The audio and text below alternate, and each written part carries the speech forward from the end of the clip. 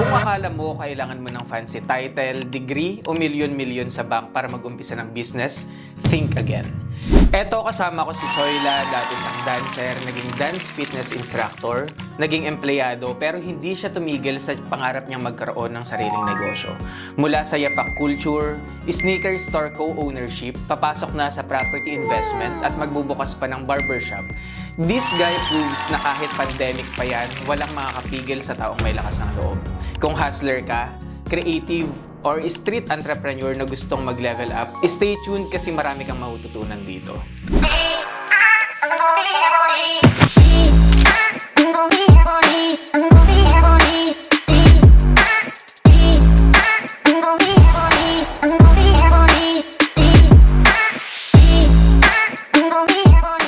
Bossing, ayan. Simula tayo sa pinakaumpisa. Paano ka napunta from dancer, instructor, employee, hanggang sa nag-decide ka na, ay magnenegosyo na ako? Yun. Actually, sabay-sabay eh. Sabay-sabay siya sabay-sabay. eh. That time, nagsimula ako sa pagsasayaw dati, ano lang to, parang lahat naman ng tao meron siyang ginagawa before siya mag-decide na may gagawin siyang something, di ba? So, yung iba sumasayaw, yung iba singer, yung iba basketball. Basta parang meron kang galing ka sa pagkabinata mo. Oh. So yun, dancer kami. Wala naman akong idea talaga na mapupunta sa ganito.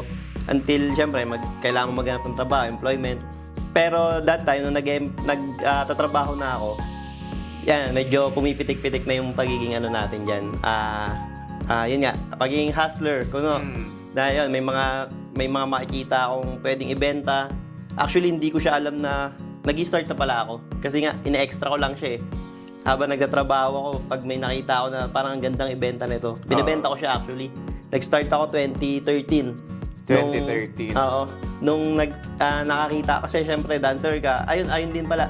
Dahil nga dancer ka, so nasa community ka ng mga mapoporma or nagbibihis na mga tao. As dancer, kailangan maporma ka eh.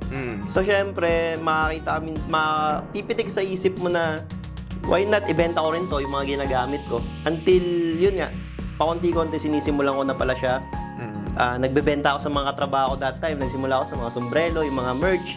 Kung ano yung uso that time, binibenta ko siya. Pero hindi ko pa alam talaga na papunta na nga ako sa pagninegosyo. Hanggang sa nung 2016, tumagal ng ganong katagal na empleyado ako. Parang naumay na talaga ako na papasok ako ng 8 AM, uwi ako ng 5 or 8 PM pa, minsan ganun. Parang ayoko na, hindi ko trip, hindi ko gusto yung ganito. Hanggang sa nag-decide kami, 2020 na kami nakapag-decide actually na, ayun nga, business tayo. Nag-business tayo. That time, swerte ko lang kasi yung isang tao na kasama ko nagsimula talaga dito sa brand na to is, nag-resign din siya. Kilala ko na to siya personally kasi nakatrabaho ko nga siya. Isa siyang artist, malupit na artist to. So, alam ko yung ginagawa niya, alam ko yung talent niya, alam ko yung kakayanan niya. So, nung nag-decide ako na, sige, negosyo, gusto ko na magnegosyo, nakita ko, nag-post siya sa social media na, yun nga, umalis na siya doon sa trabaho namin dati. Pero nauna ako na umalis. Tapos yun, nag-message ako sa kanya na, Tol, baka gusto mo ganito, may idea ako. Ito gawin natin. Pinasok ulit yung pagiging dancer ko doon sa unang idea. Which is, that time, 2020, dahil ngayon, maporma tayo kapag dancer tayo eh. That time, parang wala akong nakikitang maangas sa sapatos. Meron man, pero common, mabibili mo lang. What if, tawag dito, ako mismo yung gagawa ng maangas sa sapatos or kami mismo? So, ginamit ko yung pagiging artist ng kaibigan ko na yun. Nilatag ko sa kanya yung plano ko. Then, ginawa namin sa sapatos yung customized shoes. Yung unang-una namin ginawa. Actually, wala naman talagang iba eh. Walang restoration, walang cleaning, walang products. Focus lang kami sa shoe customize kasi yun ang kayang gawin ng kaibigan ko.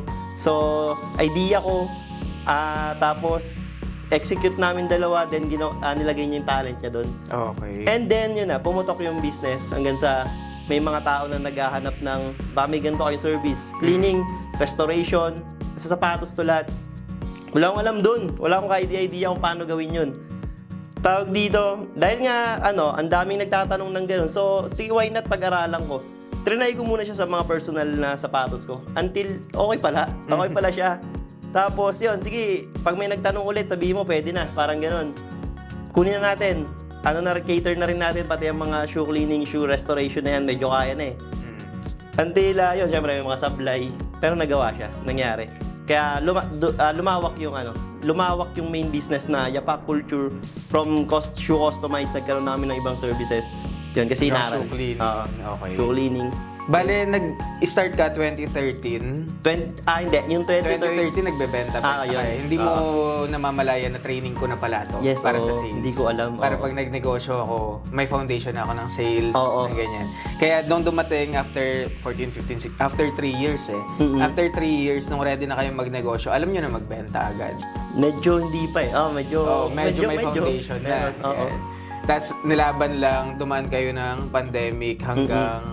Pero ito ngayon yung pinaka-business na. Yapak ito na siya. Culture. Yapak Tapos Culture. shoe cleaning yung pinaka focus services. na natin. Ayan. Tsaka yung Yapak product. Culture, ang lupit ng name. Paano mo naisip tong brand na to at anong vision mo para sa brand na to? Ayun.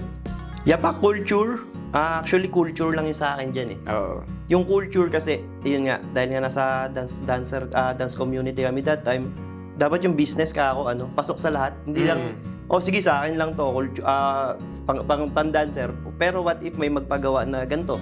Na hindi dancer, o rockers, or kung ano mang, nasa kumbaga nasa anong line man.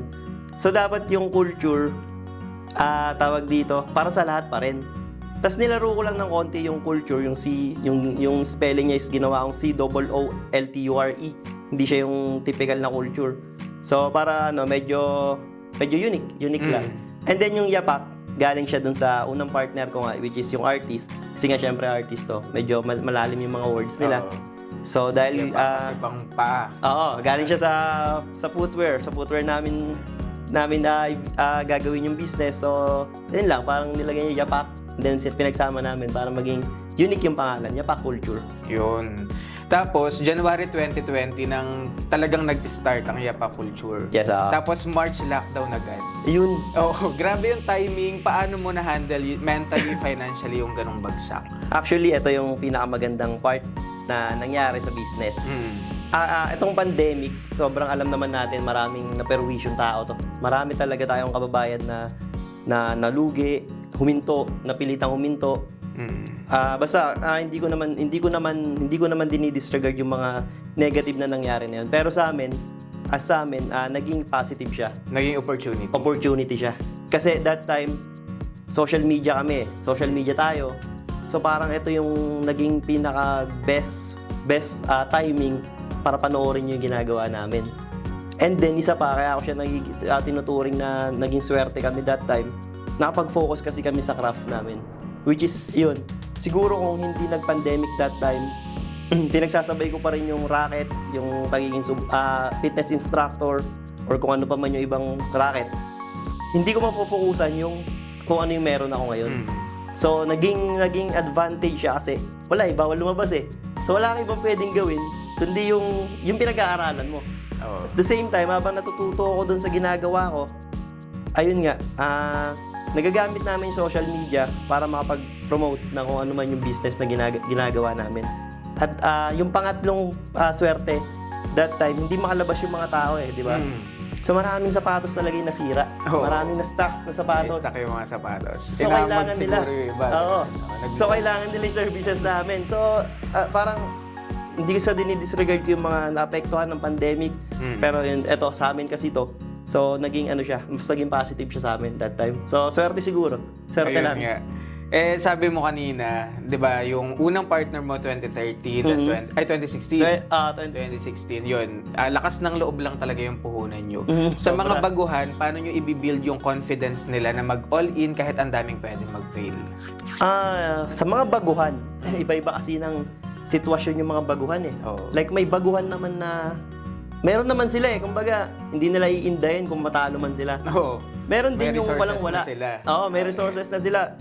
Meron mga baguhan na okay, matalo to. Hingi kay mama, hingi kay papa, meron pa rin. So hindi naman natin binababa yung mga ganun. Meron silang swerte. Meron silang swerte sa buhay. Yung isang part naman yung walang-wala, tas itataya nila. Oo. Ilalakasan nila yung loob nila. Mag-all-in kahit wala. Mag-all in kahit wala na. Ganun din naman eh. I-all in mo na kasi wala ka pa naman eh. Kung matalo ka man, galing ka naman sa wala eh. Di ba? So parang wala kang natalo kasi sanay ka na nga na ganyan eh. Mas, parang mas ano nga eh, tawag doon, mas pressure para doon sa mga taong meron na tumaya. Kasi pag natalo yung tinaya nila, wala na matitira. Unlike yung mga magsisimula pa lang na wala pa, mas lakasan nyo yung loob nyo kasi mas mabilis kayong papalpak, mas maganda. Oo. Kasi hindi talaga may iwasan yung palpak. At doon ka Sobra. maututo eh. Doon ka matututo na sobra. Oo. Aside from Yapa Culture, pumasok ka na rin sa sneaker business, properties, at soon, barbershop. Paano mo alam kung worth it ipasok to para sa iyong pera, oras, effort, para sa iyong idea? So actually wala, hindi ko naman talaga alam. So dahil nga malakas yung loob ko, sige, taya tayo. Oo. Kung titignan mo naman kasi, yung mga ginawa namin na yon, yung mga upcoming na business na yon, kami mismo yung market nito eh. So syempre, lagi tayo nagpapagupit. Tapos yung sa sapatos naman, connected din siya doon sa main business, which is yung Yapak. So alam ko yung sapatos, may alam ako sa sapatos. Alam ko kung sino yung target market ng sapatos. So why not? 'Di ba? Parang pinonect ko lang ng konti dun sa ginagawa kong main business. Kaya mas malakas yung loob ko ngayon na tingin ko hindi mag-fail. Kung mag-fail man, alam ko na makaka-recover. Oo. Makaka-recover ulit. May recovery plan na. Oo, may recovery plan. Para dyan. Ayun, bossing, in fairness ha, marami ring natatakot mag-diversify kasi baka mawala ng focus, mahati yung, yung decision making na para ngayong araw na to sa ang daming negosyo. Ganyan, kasi iba-iba. Paano mo na-manage yung oras at energy mo sa lahat ng projects mo? Ayun. Actually dyan sa side na yun, sablay pa talaga ako dyan. Pinipilit ko siya, inaayos ko siya. Pero hindi natin talaga matatanggal yung mga ganun. Yung mga kainaan tayo. Pero yun nga, inaayos ko naman siya. Pero dahil siguro sa tulong ng mga kasama. Kaya importante rin talaga yung mga tamang kasama. Kasi, ayun pa, ito rin isa rin nagiging pagkakamali ito ng mga nagsisimula. Yung kinukuha nila lahat. Kinukuha nila lahat ng obligasyon. Puputok ka dun eh. Di ba? Parang kahit gaano ka kalupit, kalakas, di mo siya kakayanin talaga. So, malaking bagay sa akin yung mga kasama ko ngayon dito sa business na, ayun, nag-unload ako ng mga kailangan kong gawin. Kinuha nila, kaya ngayon, mas nakakagalaw ako ng maluwag kahit sabay-sabay. Tulungan din talaga. Tulungan talaga, sobrang yun yung importante. pinakakailangan. Tama. May mga pagkakamali ka bang nagawa sa negosyo na feeling mo dapat marinig ng mga newbie para hindi na nila ulitin? Actually, marami din. Siguro kahit mga tatlo. Tatlo, sige, magbigay tayo ng tatlo. Ano ba? Ano nga ba? Sobrang dami, hindi na maalala. Yun, sa pagkakamali, number 1 yung tumigil ako. Yung akala ko magpapahinga lang ako, biglang yung momentum pala parang namatay. Oo. So, kapag may ginugol ka pala dapat or may gusto kang mangyari o makuha, dapat tuloy-tuloy talaga. Yung, sige, pwede kang magpahinga ng konti. Pero, alam mo yun, huwag kang bibitaw. Like, nangyari kasi sa akin, Totol, kaya siya malaking pagkakamali. Sa social media kasi, di ba, ang bilis ng pagbabago ng algorithm natin dyan.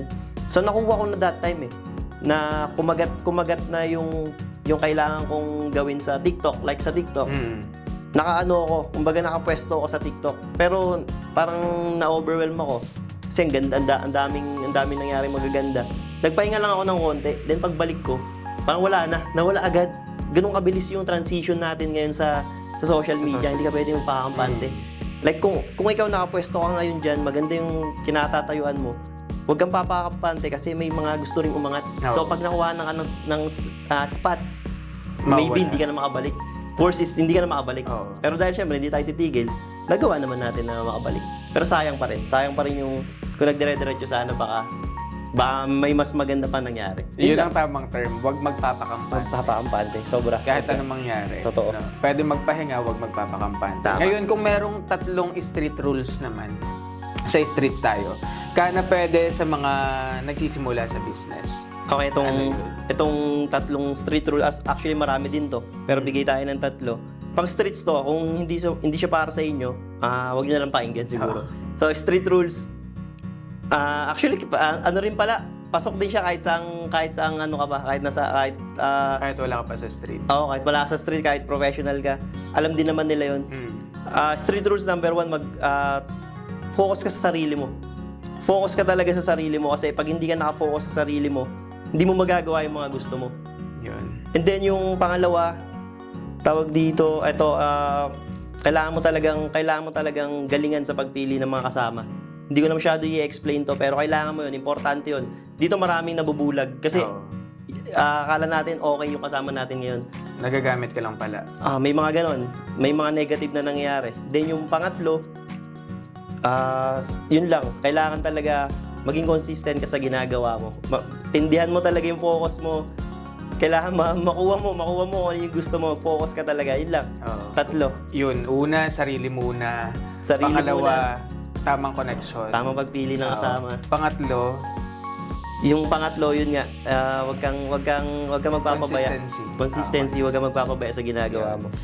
fast forward 5 taon, paano mo nakikita si Wilfred o si Soyla at ang Yapak Culture?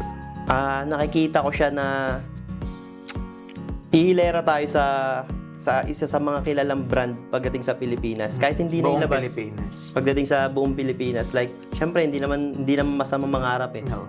Kung merong linya yung mga tulad nila Jollibee, yung mga ganyang corporation. So gusto rin natin makita na nandyan tayo syempre. Yun, 5 years from now, aabangan natin, dapat national brand na si Yapak Culture. Yes, Ima-manifest na natin. Manifest natin yan. Kung may kausap ka ngayon na katulad mo dati, walang masyadong resources pero malaki yung pangarap. Anong masasabihin mo para magsimula sila ngayon at hindi bukas? Yun, magsimula na kayo ngayon kasi ganun din. Wag na kayong maghintay. Wag na kayong maghintay ng tamang pagkakataon kasi hindi siya ibibigay ng hindi bibigay yung gusto mong mangyari ng ikaw yung magde-decide kung kailan ka gagalaw. Oo. Like okay lang matapon yung sabaw. Parang okay hindi tumatama yung mga ginagawa mo ngayon, hindi tumatama yung suntok.